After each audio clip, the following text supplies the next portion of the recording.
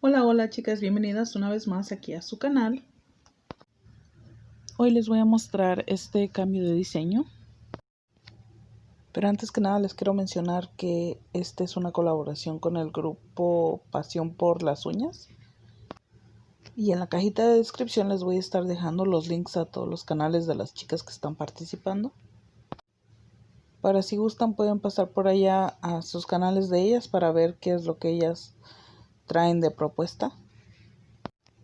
Y pues aquí ya empiezo a decorar las uñitas con esta colección que me envió mi amiga Dianis. Gracias Dianis.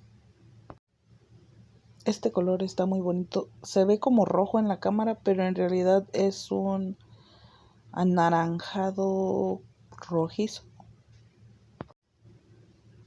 Es más anaranjado que rojo, pero se ve como rojo. Y pues aquí las dejo con el diseño mientras voy a aprovechar para enviarle unos saludos a mi amiga Dianis Ramírez, Monse Velasco, Alma Xochitl, la reina del universo, a Romy Paslo, a Clau Mora, a Pame, a Liz Love Nails, a Karime M. Nails, a Ale Aguilar, a Liz Nails, a Bye Baggy, a Ana Calavera, a Jack Niles, a Beauty Nice, a Iracema, Nancy Guzmán, a Seductora Nails y pues a todas las que siempre están aquí presentes, que siempre están aquí apoyándome, muchísimas gracias. Y también muchísimas gracias a todos esos nuevos que están aquí por aquí en el canal. Muchísimas gracias, Dios los bendiga.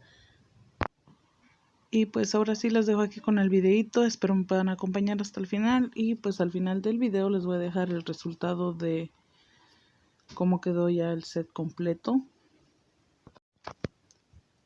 No se les olvide pasar con el resto de las chicas que están participando en la colaboración. Recuerden que en la cajita de descripción les voy a estar dejando su link directo a sus canales de ellas. Y pues si no estás suscrito aquí a mi canal, te invito a que te suscribas. Y si eres nuevo, muchísimas gracias y bienvenido. Déjame un like, déjame un comentario para saber que estuviste aquí. Comparte el video si fue de tu agrado y nos estamos viendo en una próxima ocasión. Bye.